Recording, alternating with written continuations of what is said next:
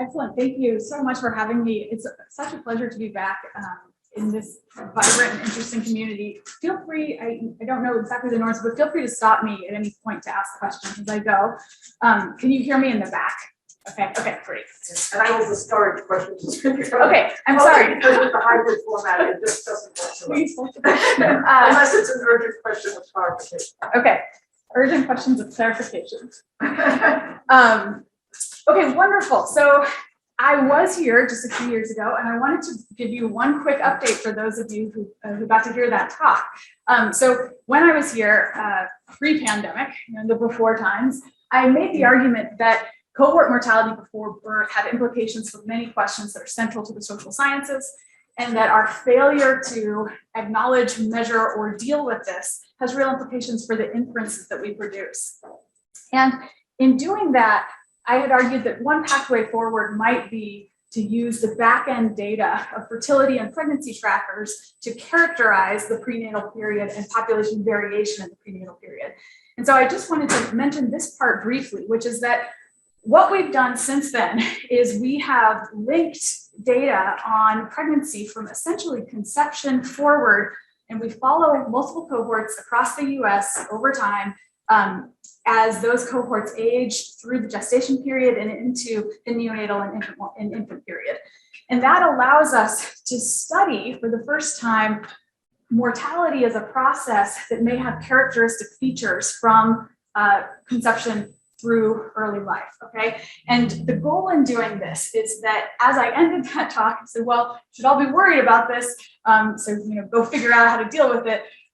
Possibly we can't even use simulation to do this because we have a way too big of a parameter space. Okay, so we are in the process now of building essentially a set of model life tables for the prenatal period, because as you may not be super surprised to learn, mortality before birth has many characteristic features, just like mortality between birth and old age. And with that, it is possible to back out in a stylized pattern and with confidence intervals, mortality in the prenatal period if you know something about mortality in infancy, maternal age, and something about area level deprivation. And so we're building this system of model life tables now for the research community.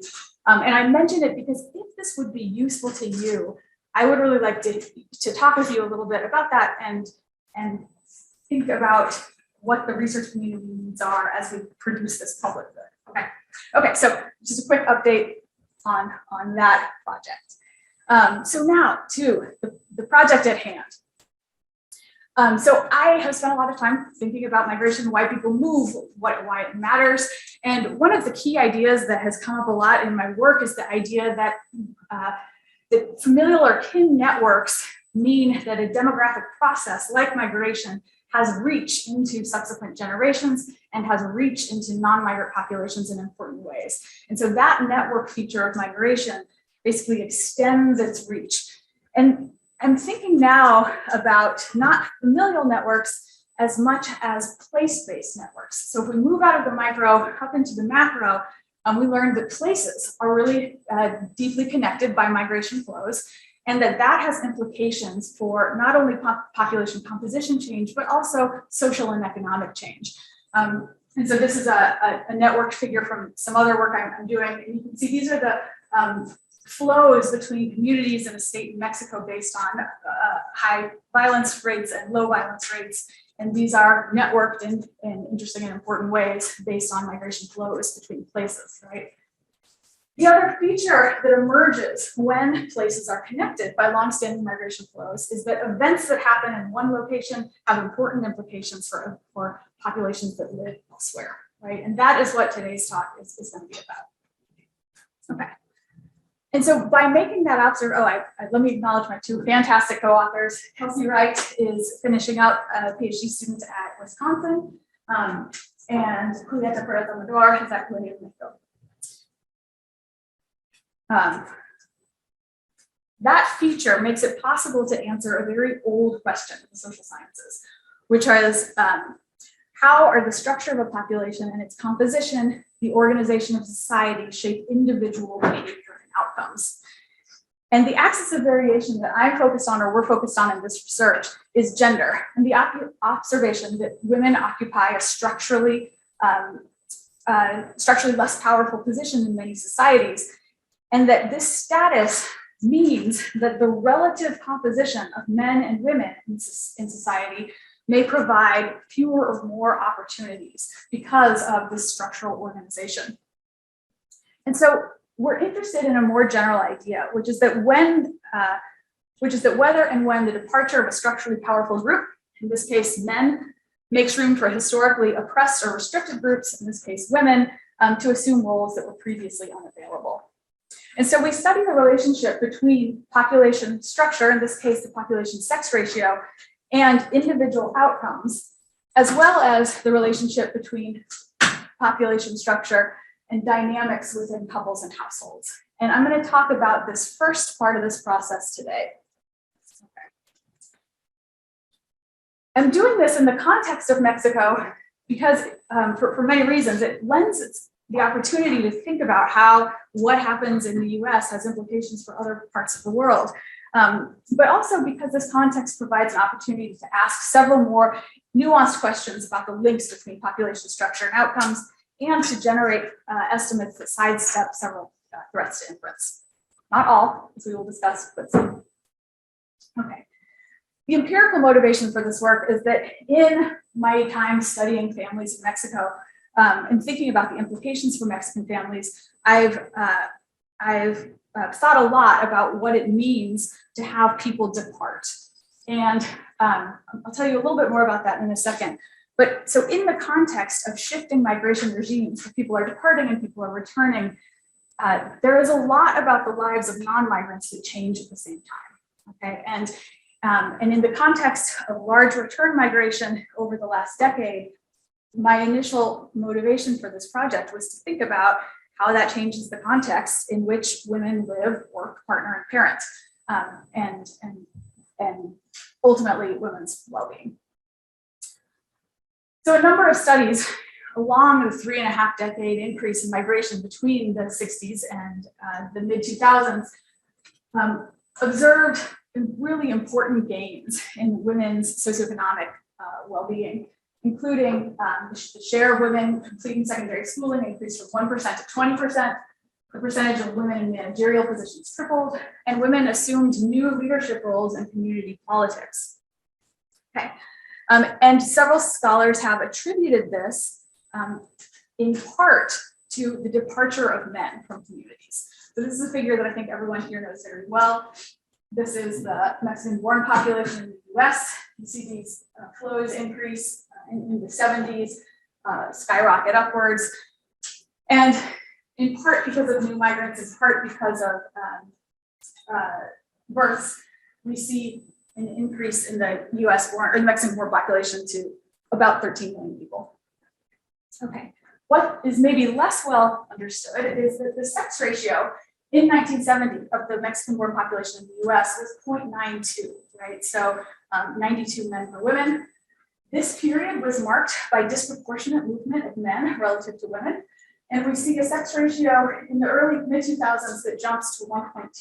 So that is, in population terms, an enormous change. And of course, unsurprisingly, it has implications for sending communities. And so here's the average sex ratio of men per women of 18 to 29-year-olds for the country of Mexico at large. And because there's significant regional heterogeneity, regional variation in where people move from, those differences are made much larger. So here are our high migration regions, low migration regions. Here you have a sex ratio of 94 men per women, 100 women, and here in the high migration regions, 76 men per 100 women. So really stark differences. And unsurprisingly, we see this at many different age periods during this demographically dense period of life.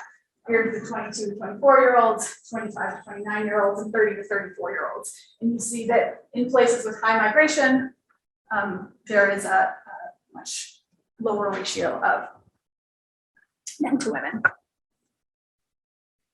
the mid-2000s, this was raised as a potential concern for community functioning. So the idea that there were these communities that were depleted of men, and perhaps is a very extreme characterization of places, because of course, many places had sex ratios that were closer to 60 or 70. And yet, it definitely represented a pretty big shift in people's opportunities, both in schooling, in the labor market, and to, of course, to partner. And despite many hardships associated with US migration for non-migrant families, evidence of women's socioeconomic gains in response to changing population structure include evidence related to increased years of schooling, increased participation in the formal labor market, increased earnings, including at the top of the distribution, representation in positions of authority, both in the labor market and in local governance. And so we have this period of time where I've written a lot about the hardship of having a partner depart, and yet for the community at large, there seemed to have been an important role to play in gains that women made over this 3.5-decade period. Okay, and how might this work, right? So we have this fantastic literature on population composition and individual outcomes, and there are several potential pieces at play here. So it could be, of course, that expectations about union formation, as well as realized marital and childbearing delays, shape schooling and working decisions. So how people think about whether they're going to partner and when. It could be the population composition changes power dynamics within households. This is certainly the focus of a fair amount of social research and social psychology. And of course, there could be substitution, both within households and within labor markets. And people have written about the substitution effects that have happened in these communities, particularly in assuming positions of authority. As expectations for what people will do with their livelihoods change, parents may change expectations for girls relative to boys about occupational trajectories, and this may influence investment in schooling. And then, of course, a piece that's really interesting to me is that these longer term, after this has been in place for several decades, changing attitudes and practices about women's normative schooling and employment roles that people play may shift expectations for the next generation and, of course, outcomes for the next generation. Okay, so against this backdrop, we have the 2008 economic recession. And this has very serious implications for the flow of migrants between Mexico and the US.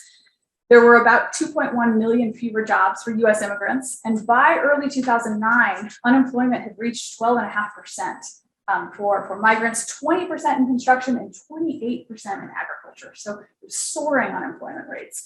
And these are sectors that are disproportionately employ migrants from Mexico, and in particular migrants with middle to lower education. Approximately 1 million migrants returned to Mexico, and emigration fell to 20% of values in the early 2000s. And so one thing I'm going to keep coming back to a few times in the story today is the idea that when you're thinking about this population process, it's not only that people are returning, it's that the subsequent cohorts of people aren't moving, right? And this occurred alongside a significant increase in deportation.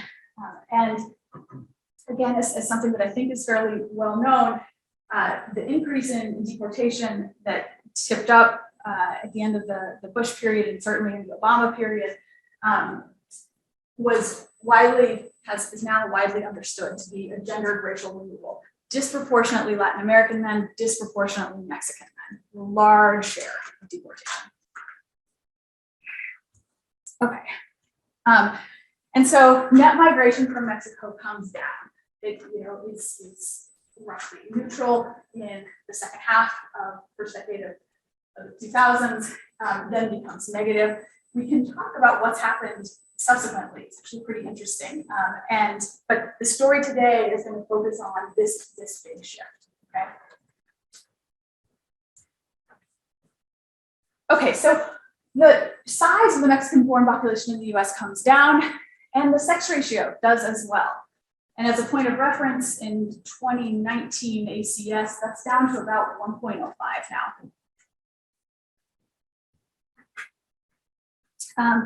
And of course, this has big implications for the sex composition of the population in Mexico. And so here's that same figure before. These are 18 to 29-year-olds. You see this big discontinuous shift between 2005 and 2010, and again to 2015.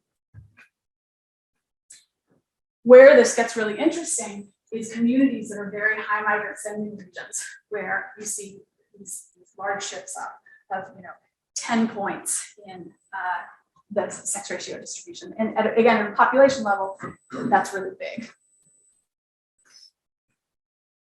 Okay, so with all that background in mind, we come to the research question, which is, did the post-recession changes affect dimensions of women's socioeconomic welfare in Mexico? And in answering these questions, we're focusing on two pieces, right? What's really interesting to me here is whether or not something that has been in place for several decades is in effect sticky or is in effect reversible, right? So how stable are these long-run gains? And then whether or not this is something that happens because people come back to households and that shifts bargaining dynamics, or whether or not this is operating in the non-migrant population as well, right? And this is a feature of markets and communities and neighborhoods. So what level are we working at here? To answer this question, we use a lot of data. I'm going to show you parts of that data today. But we use data from the Mexican censuses, the intercensal surveys, the US Census, the American Community Survey, the National Survey of Demographic Dynamics, and we're doing some sensitivity tests with a long-run occupational survey, as well as some data with the Mexican Family Life Survey, which is a household sample survey panel followed over several years. Okay. So for the primary bulk of the analysis, though, what we're doing is we're measuring 5-year age groups between ages 15 and 49 within the 2,400 municipalities. And it's important to note that the unit of analysis that I'm going to take to be people's surrounding population is the municipality. However, there's a key caveat here, which is that Baja California has only a handful of municipalities. Oaxaca has hundreds of municipalities. And so these aren't directly comparable across units, but what I'm going to be looking for is change in time within these units, okay? But I think it's important to keep in mind. This isn't as precise as you'd like something to be if you're really thinking about, okay, what's the market in which people are looking at their neighbors and thinking about potential matches and employment opportunities. I will say, though, that the municipality in Mexico does have important social salience, right? I mean, there are, you have officials that are in charge of maintenance for and development for a municipality. And so you have some municipalities that are really quite small and very highly salient, and others that are enormous.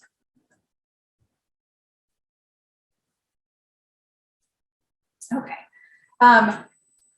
We then measure completed schooling, women's employment, and here we're focused on whether people are working in the formal labor market and whether or not employment exists in professional and managerial positions, and earnings. And the earnings data are as good as earnings data are, which I think are probably not great, and that's why we're doing some of these sensitivity tests. But we're thinking broadly about what kind of gains are we making across cohorts in education and higher status jobs. And so just as a point of reference, these are age groups. To think about these are different cohorts, but these are in age groups over time. And so you see education gains for women between, for example, just 1990 and 2015. And now the gender gap in education in Mexico is effectively reversed as it is in the US. Here's the percent employed by age and year. And so some gains in the 90s and 2000s, these have largely stalled. And the percent employed in managerial positions. And again, we don't see a tremendous amount of increase over this latest period. Okay, so to answer the question, how stable are these long-run gains? we write down a specification that is in effect comparing cohorts at the same ages as you move cohorts through the same locations, right? So think about this as a cross-cohort comparison, where we have this outcome measure is one of these socioeconomic measures, and we would rest that on the population sex ratio and a set of municipal level controls, which I'll talk about in a second, as well as age, municipality, and year fixed effects. And so we're trying to net out things that are shared across age groups, that are shared across the population in terms of period changes, and that are shared at the municipality. And so in this way, we're trying to not make comparisons between very different municipalities that have very different salience for community members. Okay. The key term here is this post-recession period.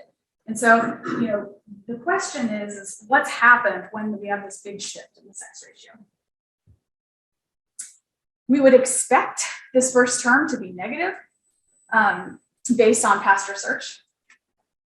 And the question is whether the second term, if it's 0, then we'd think that increases, then we take that to mean that increases in sex ratio predict reductions in schooling and employment across cohorts, that the gains are in fact not sticky, but are in fact reversible.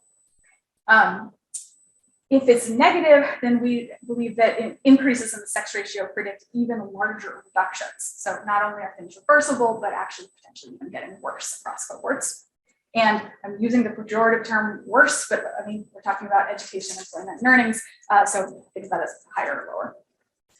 And if it's positive, then we think that, okay, increases in the sex ratio predict smaller reductions in schooling and employment across cohorts. And if it's large and positive, potentially no reductions. Socioeconomic gains are stable. Okay.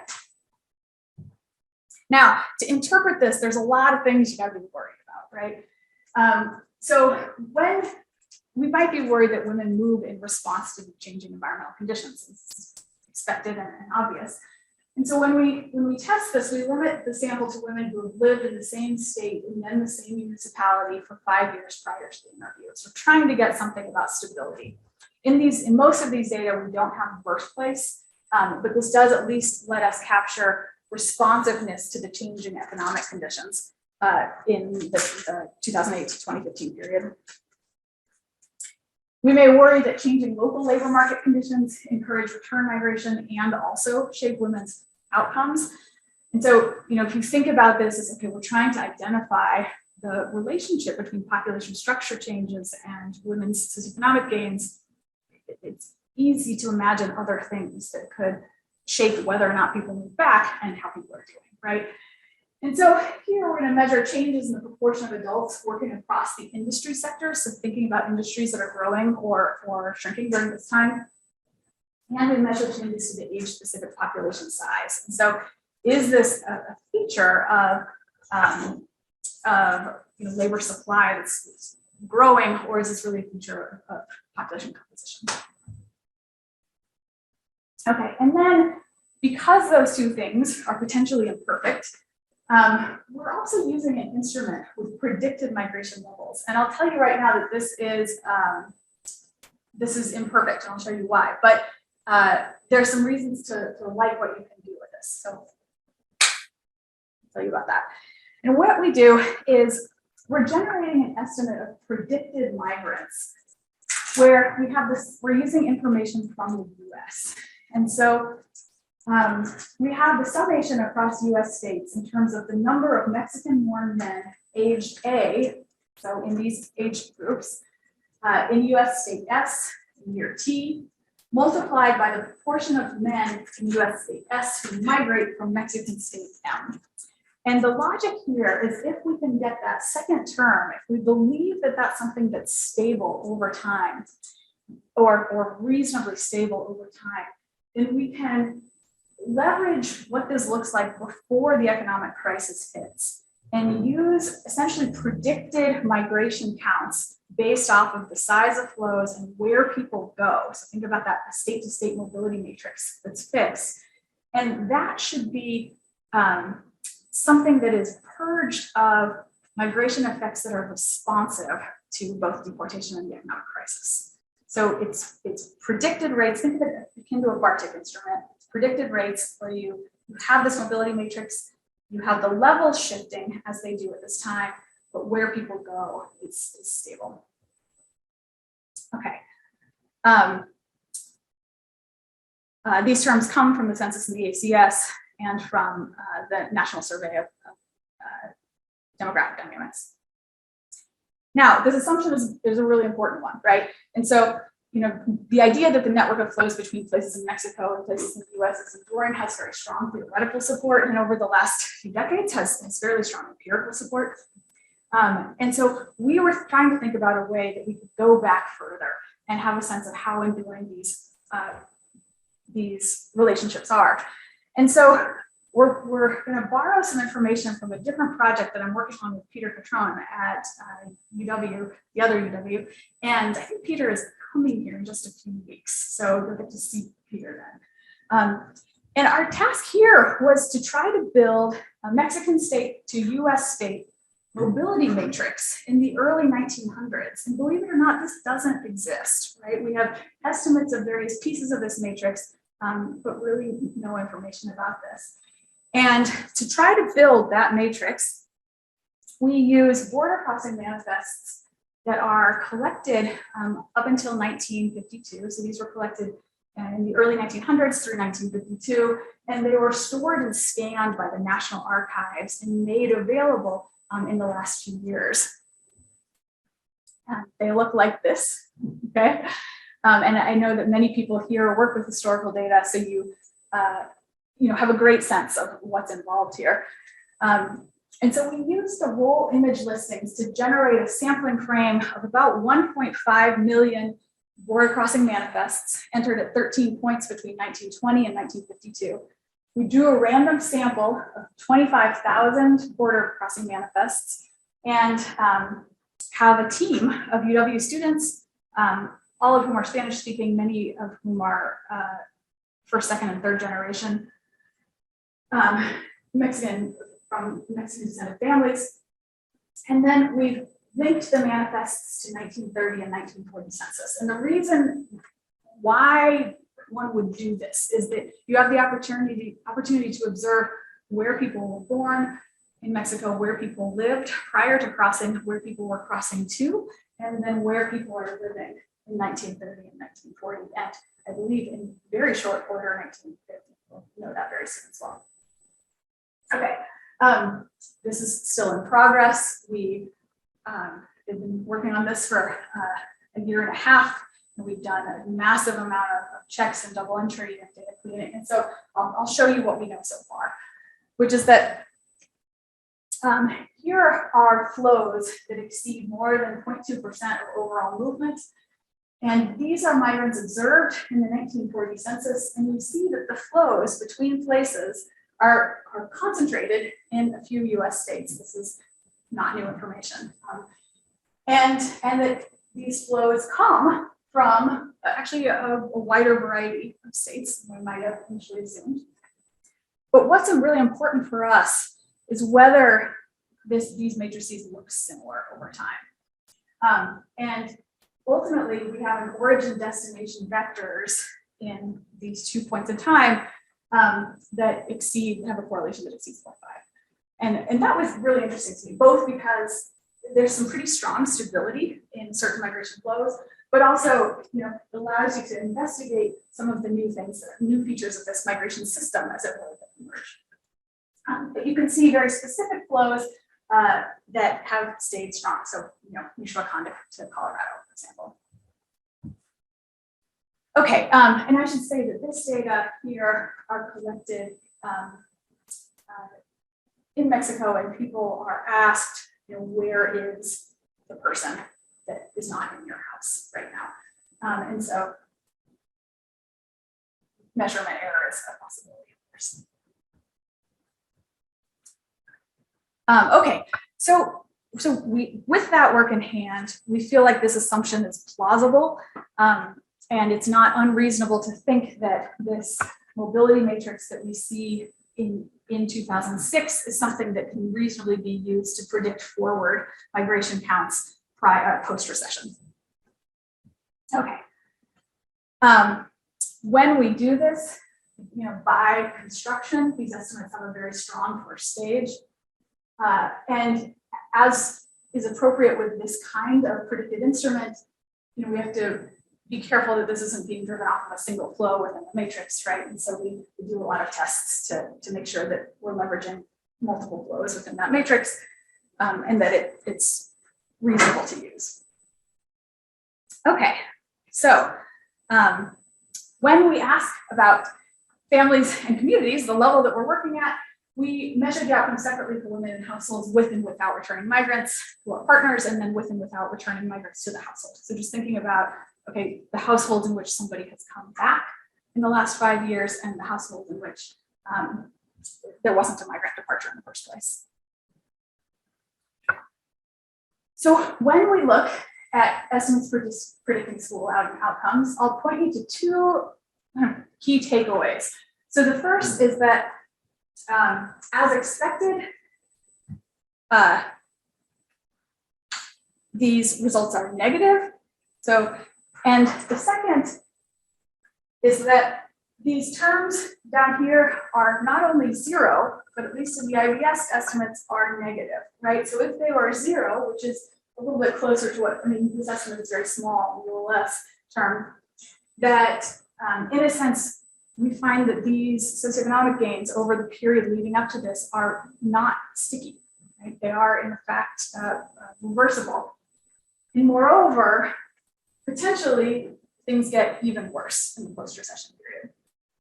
And so here, if you're looking at the IB estimates, say in high migration areas, the post-recession sex ratio increases correspond to about half a year less schooling across these 5-year cohorts, and about 1.2 percentage points reduction in the probability of entering college. Right? Now, these estimates are much bigger than these estimates. And when you have IB estimates that are huge relative to the OLS estimates, this is either coming off of the correlation of unobserved factors with your instrument, or the first stage. And since the first stage is very strong, we think this is probably an overestimate of the relationship, and it's possible we're picking up some of the economic recession effects that spilled into sending communities. So I'll talk about that in a second. But at the very least, we certainly don't see any estimates of a positive relationship here. Okay, so there's no evidence here to suggest that 3 decades of gains in these two outcomes are sticking around across cohorts. When we look at employment outcomes, we see essentially the same findings. So in high migration areas, post-recession sex ratio increases correspond to 7 percentage point reduction in the probability of being employed, and a 1.5 percentage point reduction in the probability of working in a managerial position. And I'll get to an interesting point about why in a second. When we turn to the findings about what level this is operating at, is this a function of people coming back into the household and renegotiating who gets to work and who gets to stay in school, or is this something that's happening at the community level? We take apart this disaggregation and find very similar associations for households with migrants and households without. Similarly, between partnered women with returned migrant spouses and partnered women without. In some of the works we're doing on couple dynamics, these are enormously different, right? But I can talk about that if you want to. Okay, so finally, we try to think about, okay, how is this operating? And come to the conclusion that family formation is likely a very important part of this story, right? And so what's happening is that in certain regions of Mexico over this period, the age of marriage is actually decreasing, right? And here, that appears to be related to the return of men or the disproportionate return of men and the lack of outflow of men that would have been expected to depart in a counterfactual period. So big changes to the composition of communities. People are more likely to get married, and people are more likely to have young children living in their households.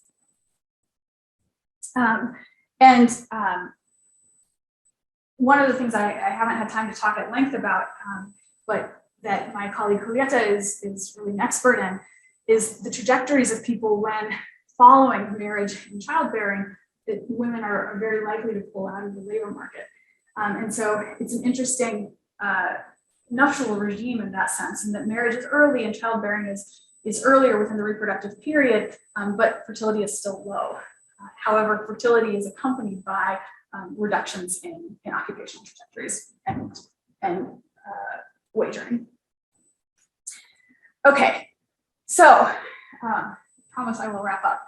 But so we leave with two important observations that are,